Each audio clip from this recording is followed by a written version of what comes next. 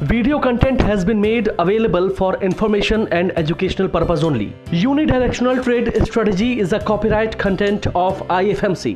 Good morning दोस्तों, बहुत सारे कमेंट्स आप लोगों के एक टॉपिक के ऊपर हैं और जब मैंने एक लास्ट वीडियो बनाई थी उसके बाद वो कमेंट्स और भी ज़्यादा हो गए। और वो एक कमेंट ये आ रहा है कि सर एक बार हमको रिवाइज करवा दो दोबारा से।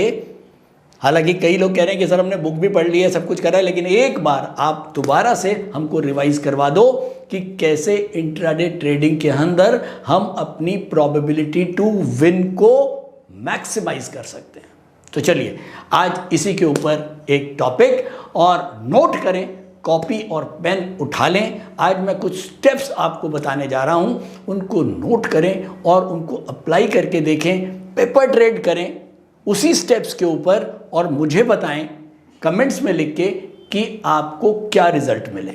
ठीक है, तो नोट करें। चलिए मैं एक काम करता हूं, तो मैंने वर्ड की ये फाइल खोल दी है, मैं स्टेप बाय स्टेप लिखता हूं। सबसे पहला स्टेप इंट्राडे ट्रेडिंग के अंदर, सबसे पहला स्टेप ये है कि आपको डिमांड और सप्लाई के स्टॉक्स को चूज करके उनकी दोनों की लिस्ट बना लेनी है। अकॉर्डिंग टू यूडीटीएस आपको पता है मंथली, वीकली, डेली, और उसके बाद हम बिगेस्ट ट्रेंड यानी कि आज का ट्रेंड और उसके बाद 15 मिनट का ट्रेंड, ये सारे ट्रेंड जब हमारे एक ही दिशा में होते हैं तो हमको डिमांड और सप्लाई के स्टॉक्स मिल जाते हैं। तो सबसे पहला जो रूल है वो है कि filter demand and supply stocks. जिन स्टॉक्स के अंदर डिमांड है, जिन स्टॉक्स के अंदर सप्लाई है, अकॉर्डिंग टू यूडीटीएस वो आप छांटें। और वो कैसे छांटते हैं वो आपको आता है, इसमें मुझे आगे बढ़ने की ज़रूरत नहीं है। दूसरा पॉइंट, जब हमारे पास ये स्टॉक्स की लिस्ट आ गई डिमांड एंड सप्लाई की, इसका मतलब हमारे पास बॉलर और बैट्समैन, जो सप्लाई वाले हैं आप मान के चलें वो बॉलर्स हैं, और जो डिमांड वाले स्टॉक्स हैं वो बैट्समैन हैं। मेरे पास पूरी टीम मेरी तैयार है। अब जब मैच शुरू होता है, मार्केट खुलती है, तब हमको अपने इन प्लेयर्स को मार्केट के अंदर उतारना है। वो हम डिसाइड करेंगे क्योंकि इस टीम के कैप्टन हम हैं। तो दूसरा पॉइंट, क्या करेगा कैप्टन? कैप्टन सबसे पहले निफ्टी का पाइवट पॉइंट देखेगा ऑन डेली कैंडल्स। अगर पाइवट का मतलब ये हो गया कि बेसिकली पिछले दिन का एवरेज। अगर मैं डेली की बात करूं, अगर हम इस समय पिछले दिन के एवरेज से ऊपर हैं तो इसका मतलब पाइवट के हम ऊपर हैं, तो ये एक पॉजिटिव पॉइंट है। ठीक, और अगर हम पिछले दिन के एवरेज यानी कि पिछले दिन के पाइवट पॉइंट से नीचे हैं तो हम डाउनवर्ड हैं। तो इससे हमको ये संकेत मिलता है कि मार्केट बेरिश है। इसके साथ साथ हम एक और चीज देखते हैं, BT. BT means biggest trend of the Nifty.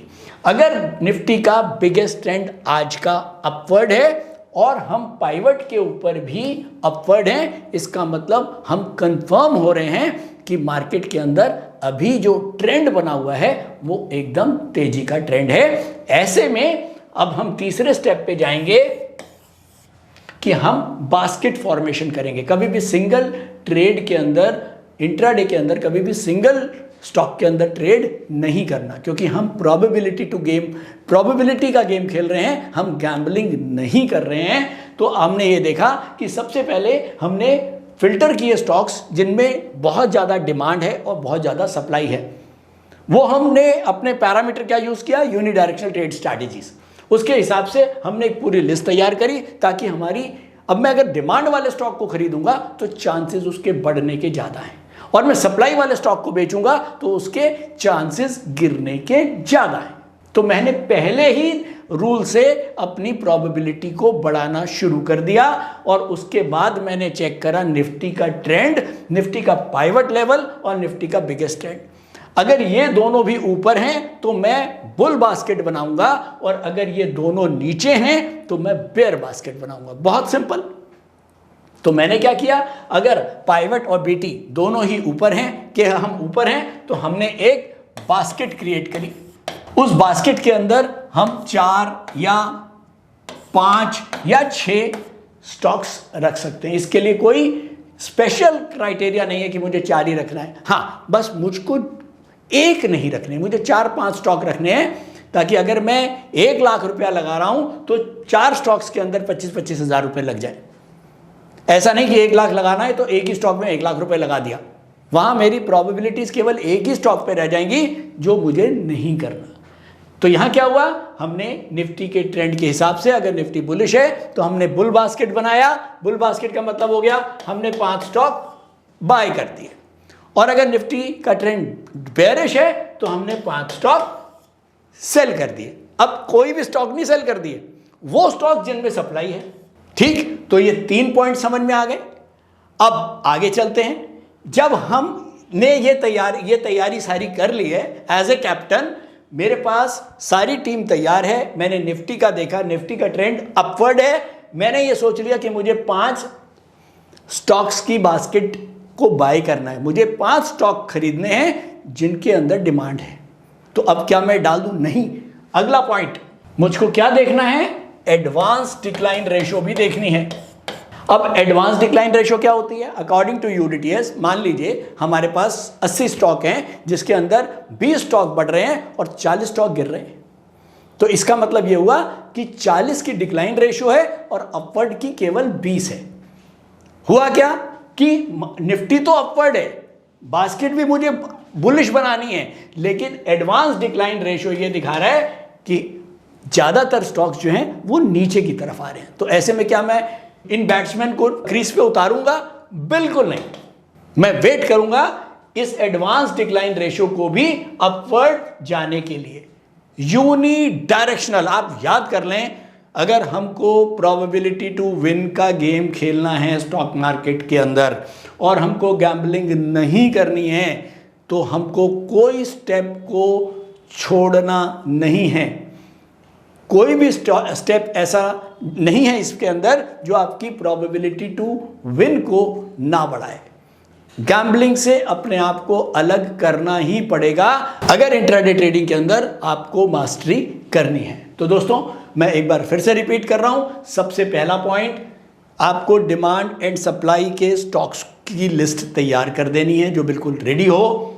Nifty का पाइवट और बीटी को आप चेक करें। निफ्टी का ट्रेंड अगर बुलिश है तो बुल बास्केट बनेगी, और अगर उसके बाद आपको एडवांस डिक्लाइन रेशो चेक करना है, अगर वो भी बुलिश है तो आप ये 5 स्टॉक खरीदने वाले मार्केट के अंदर डाल सकते हैं। और इसके साथ आप इसका स्टॉप लॉस और टारगेट बहुत ध्यान से आपको डालना है।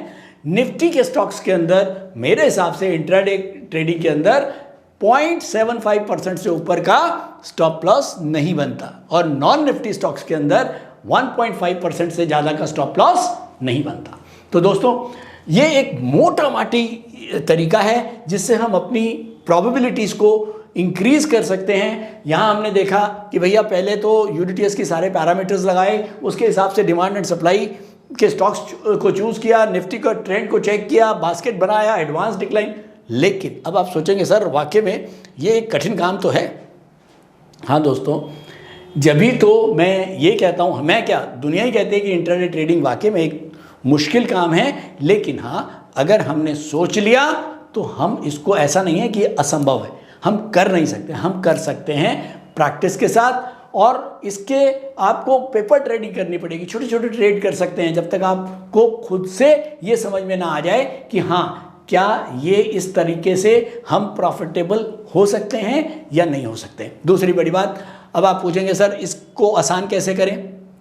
इसको आसान एआई के माध्यम से कर सकते हैं। इसके ऊपर हमारी टीम काम कर रही है, मैंने आप लोगों को पहले भी बताया था। और इसके बस एनएसई के बहुत सारे कंप्लायंसेस हैं जो पीछे ऐड हुए हैं, उन कंप्लायंसेस को हम पूरा करने की कोशिश कर रहे हैं, ताकि वो कंप्लायंसेस जिस दिन कंप्लीट हो जाएंगे तो ये शायद एक एआई के थ्रू आपको ये सारी चीज़ें एक ही जगह पे देखने को मिल जाएंगे। लेकिन उसके लिए थोड़ा सा वेट करना पड़ेगा। लेकिन आप केवल उसके लिए वेट ना करें, आप मैनुअली समझ के आप अपना ट्रेड देखिए।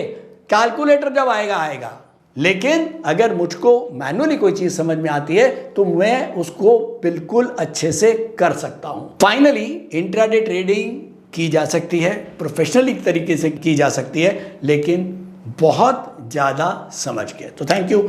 मेरे ख्याल में ये कुछ पॉइंट्स आपको आज समझ में आए होंगे कि, और जब आप लोग करते होगे ट्रेडिंग तो इन पॉइंट्स को आप थोड़ा सा दिमाग में रखोगे तो शायद आपको पता लग जाएगा कि आपने क्या गलतियां करी, कौन से स्टॉक में आपको प्रॉफिट आ सकता था लेकिन आपको क्यों नहीं आया, उसमें क्या रीज़न था। और हाँ, अगर आपके पास कोई भी और कमेंट हो, आपको कोई और क्वेश्चंस हो तो लिखिए कमेंट बॉक्स में, मैं ज़रूर जवाब दूंगा आपको। तो ये छोटी छोटी चीज़ें आप एक बार देखें, करके देखें। और थैंक यू सो मच आज के लिए, और थैंक यू।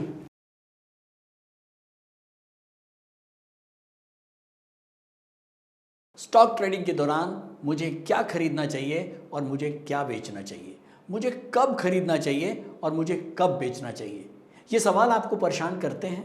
तो चलिए सिंप्लीफाई करते हैं स्टॉक ट्रेडिंग को और निकालना सीखते हैं वो एक्यूरेट पॉइंट्स जहां हमें स्टॉक को बाय या सेल करना है। मेरे यानी मनीष तनेजा के साथ IFMC की यूनिटीएस स्ट्रैटेजीज से। यूनिटीएस यानी यूनिडायरेक्शनल ट्रेड स्ट्रैटेजीज, जो है हर स्टॉक ट्रेडर की पहली पसंद, जो बनाती है स्टॉक ट्रेडिंग को सिंपल, एक्यूरेट और स्ट्रेस फ्री।